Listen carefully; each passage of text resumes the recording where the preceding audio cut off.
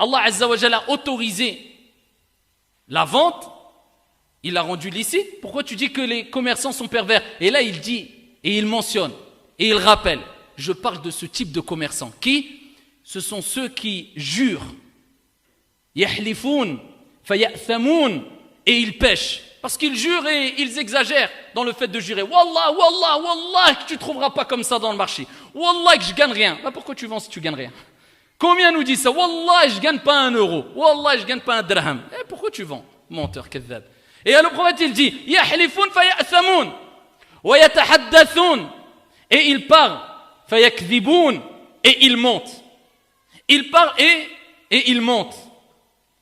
Et ici, c'est un autre hadith où le prophète alayhi salatu wassalam nous rappelle que si tu ne veux pas faire partie de ces commerçants considérés comme pervers ou qui vont ressusciter, comme dans la première version, ici où le prophète il a dit ils vont ressusciter pervers, eh bien à ce moment-là, tu dois agir en bien, avec véracité, être honnête, être loyal, ne pas exagérer dans wallah, wallah, jurer tout le temps pour faire écouler ta marchandise, et quand tu parles, dis la vérité et sois doux, sois ouvert.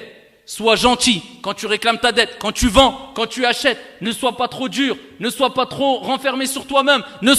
Si tu respectes toutes ces caractéristiques que le prophète alayhi salatu wassalam a soulignées, eh bien à ce moment-là tu feras partie pas des commerçants pervers, mais des commerçants qui non seulement auront la bénédiction al-baraka dans leur commerce, mais en plus de cela ressusciteront avec les prophètes, les envoyés, les martyrs et les véridiques. Allahumma ja'alna minhum. Donc voilà pourquoi il est important de faire très attention quand une personne se lance en tant que chef d'entreprise, auto-entrepreneur, responsable commercial, où il fait de la vente et de l'achat, qu'il sache que c'est un métier noble. Mais il doit craindre Dieu s'il veut la bénédiction et ressusciter avec les pieux et les vertueux au jour de la résurrection. Sinon, il court à sa perte ici-bas et dans le delà.